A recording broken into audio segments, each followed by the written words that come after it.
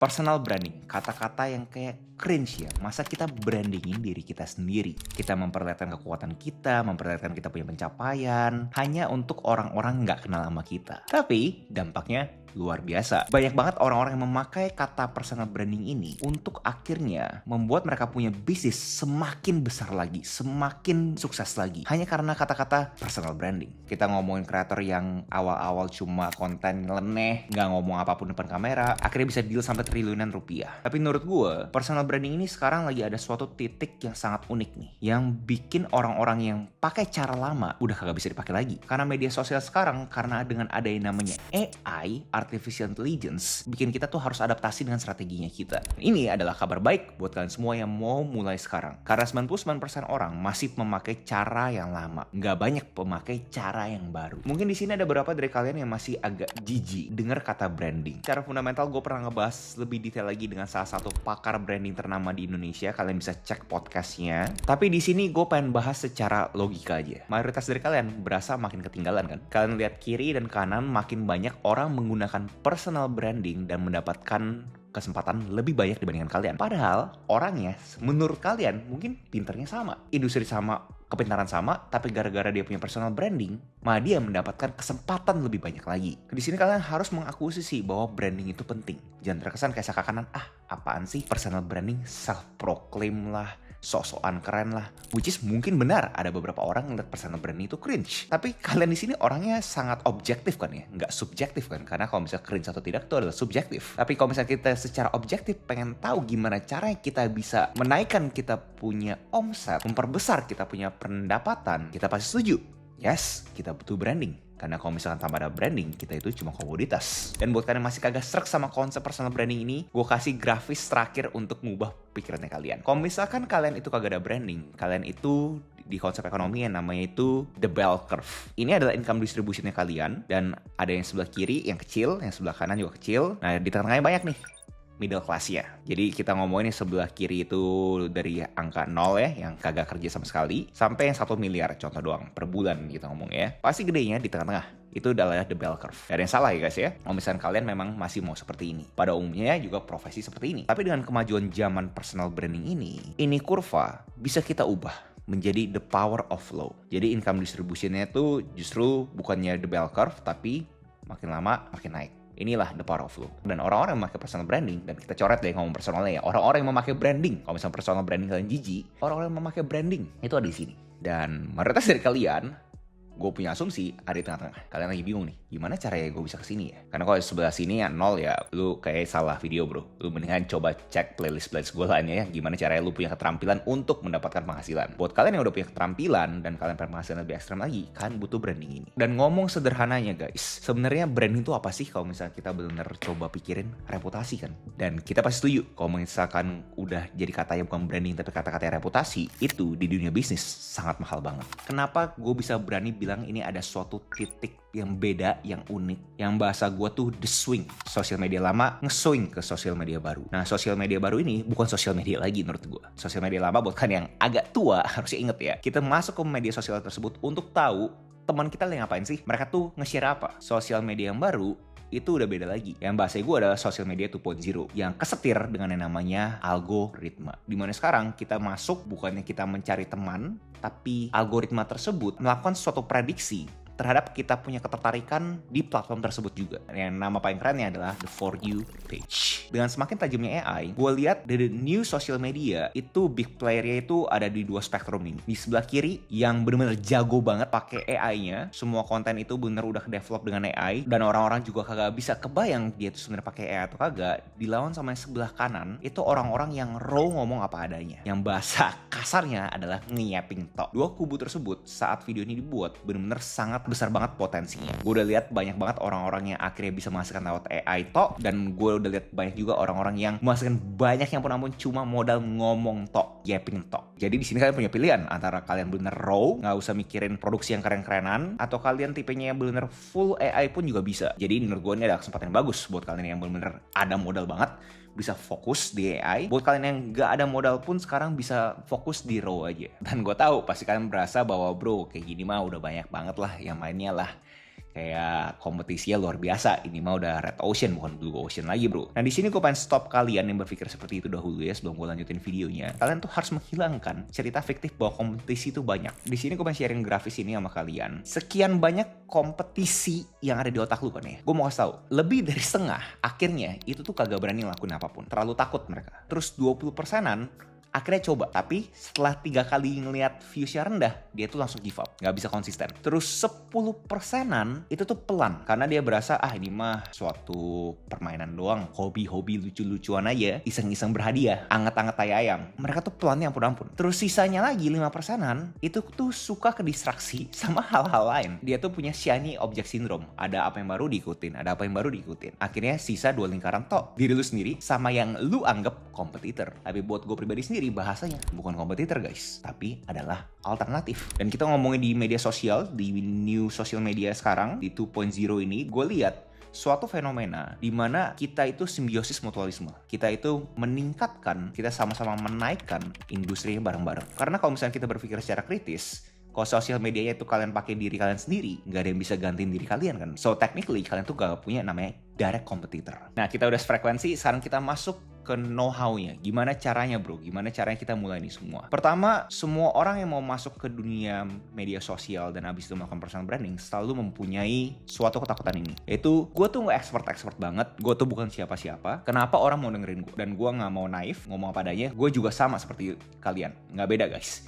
Kalau misalnya lu iseng aja cek video-video Agus Leo Halim yang dulu-dulu, nggak ada bedanya guys. Dimana gue berasa kenapa orang mau dengerin gue ya. Dan ngomong apa adanya, berdasarkan viewsnya memang kagak banyak orang yang peduli terhadap gue punya omongan. Dan kesalahan pemula, fokusnya di viewsnya. Yang gue lakukan waktu itu, jangan fokus di viewsnya, fokus di story-nya, di ceritanya. Karena kalau misalnya ngomongin informasi, sebenarnya informasi bisa didapatkan di mana aja. Kita ngomongin di Google aja bisa kok. Nanya teman kita pun bisa. Kita baca buku juga bisa ketemu informasi yang sama. Kenapa orang itu mau mencari informasi lewat diri kalian? Itu yang harus kalian coba pikirkan. Layaknya sekarang, kenapa kalian itu mau mencari informasi ngeklik video ini? Gue punya asumsi, bisa berdasarkan thumbnail, title, atau kalian yang udah kenal gue karena diri gue sendiri. Kalian tuh harus fokus di ketiga ini, yang kalian tuh bisa kontrol. Dimana ceritanya itu berdasarkan kalian punya cerita. Karena kagak banyak orang yang bisa ngomongin, gue tuh bikin suatu percobaan 100 video dalam 200 hari, long form konten, tanpa tim, tanpa collab, tanpa giveaway, shotnya gitu-gitu aja, dan masuk ke niche yang notabene-nya itu sedikit peminatnya, yaitu adalah edukasi. Dan gue coba ini lakukan semua untuk gue pengen tahu gue bisa dapetin apa, dan ternyata bisa dapetin 100.000 subscribers. Dan itu yang bikin gue unik kan, pengalamannya gue. Jadi buat kalian yang berasa bahwa hidup kalian itu kagak cukup menarik untuk dikontenkan, pertama dokumentasiin aja dulu, jangan pakai kata-kata berkarya. Karena kalau misalnya kalian tuh pakai kata-kata berkarya, terkesan tuh seakan-akan kalian tuh karyanya tuh harus keren banget. Tapi kalau misalnya dokumentasi, terkesan kayak mudah ya. Anak kecil aja disuruh dokumentasiin pakai kamera kita aja bisa. Kenapa kita kagak bisa? Kedua, kalian tuh harus tahu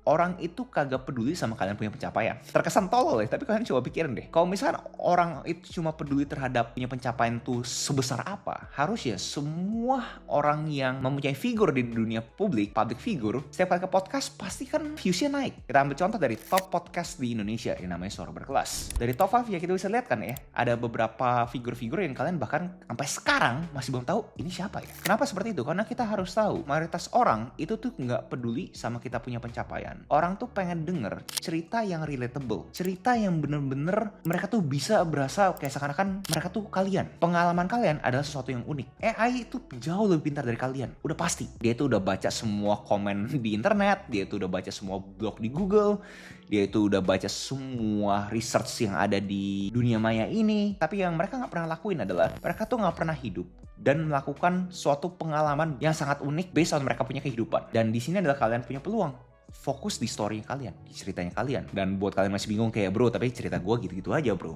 Sekali lagi guys, gunain AI. Karena kita hidup di zaman AI, coba ya tanya AI. Gue coba kasih prompt sederhana buat kalian ya. Gue pengen ceritain semua pengalaman gue yang sangat unik sebagai X. Tinggal kalian isi aja X-nya apa. Dan audience gue itu gue pengen Y. Tinggal kalian isi aja itu Y-nya apa. Coba kasih gue pertanyaan tajam untuk gue itu bisa membuat cerita gue itu lebih unik lagi dan bisa didengarkan 1 juta orang. Nah, begitu kalian udah dapat story-nya, sekarang kalian harus fokus ke namanya konten strategi. Kalau misalkan kalian udah nonton video-video gue sebelumnya, gue udah pernah bahas ini lebih detail lagi, tapi simpelnya adalah kalian tuh harus tahu tipe konten yang kalian buat itu fungsinya apa. Contoh, gue selalu merekomendasikan orang-orang yang baru mau mulai, fokus aja ke yang namanya short form. Short form itu bisa ngomongin dari 15 detik sampai ke 90 detik. Di short form ini ada 3 tipe konten yang kalian tuh harus ngerti fungsinya apa. Tipe konten pertama yang namanya tofu, top of the funnel. Fungsinya adalah ini untuk cari views. Di sini fokus di durasi sekitar 15-20 detik. Lalu ada yang namanya mofu, middle of the funnel. Ini adalah buat kalian yang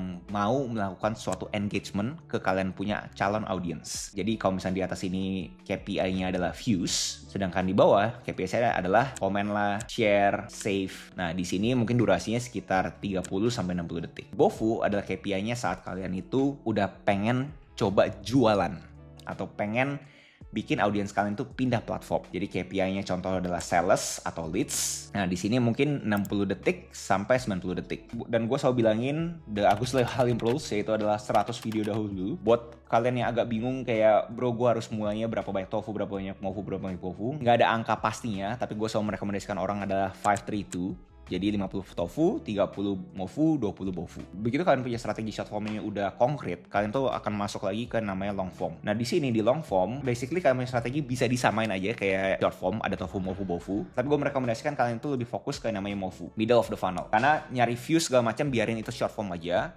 Di long form kalian fokus cari engagement ke kalian punya true fans. Jadi kurang lebih di angka 8-12 menit. Nah, di dunia perkontenan ini, umumnya orang tuh selalu berpikir video. Bro, PR banget bro, gue harus bikin 100 video short form, gue harus bikin 100 video long form. Nah, di sini gue pengen sharing ke kalian contoh long form ya. Sebenarnya banyak banget tipe-tipe yang bisa kalian coba explore lagi. Jadi setiap kali kalian udah bikin bofu konten di short form nih yang video, jangan mikir kalian long form itu harus video juga. Jadi tipe kontennya kita tuh bisa ubah dari video. Jadi pertama audio, yaitu podcast. Lalu kalian bisa ubah juga jadi long article. Ini kalian terserah kalian mau memakai platform lain seperti Thread ataupun X, atau bahkan kalian mau bikin suatu blog yang orang itu bisa konsumsi secara gratis, memakai namanya lnk.id. Kalian tinggal klik aja add new blog terus masukin blog. Di sana enaknya pakai lnk.id, Linkit, kalian itu bisa langsung dapetin database kalian punya audience. Karena baik lagi, kita kagak mau kan ya, cuma di media sosial lama, which is kita rented audience, kita maunya own audience. Dan terakhir, kalian itu juga bisa taruh di website yang kalian sendiri. Website kalian termasuk long form guys. Jadi, kenapa website ini penting?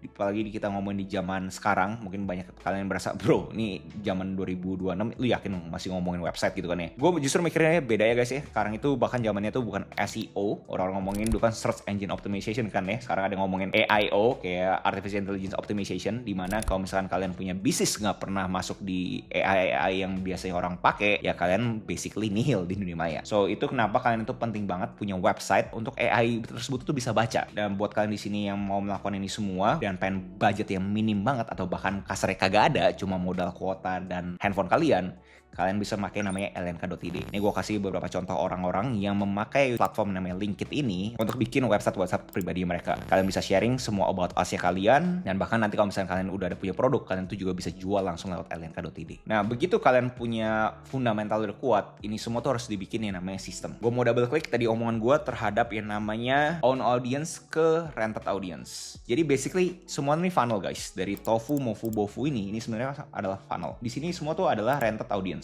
Karena kan kalian nyewa audiens tersebut lewat platformnya orang. Kalian kagak tahu dia itu tinggal di mana, dia itu nomor handphonenya berapa, dia itu emailnya apa, kalian kagak punya.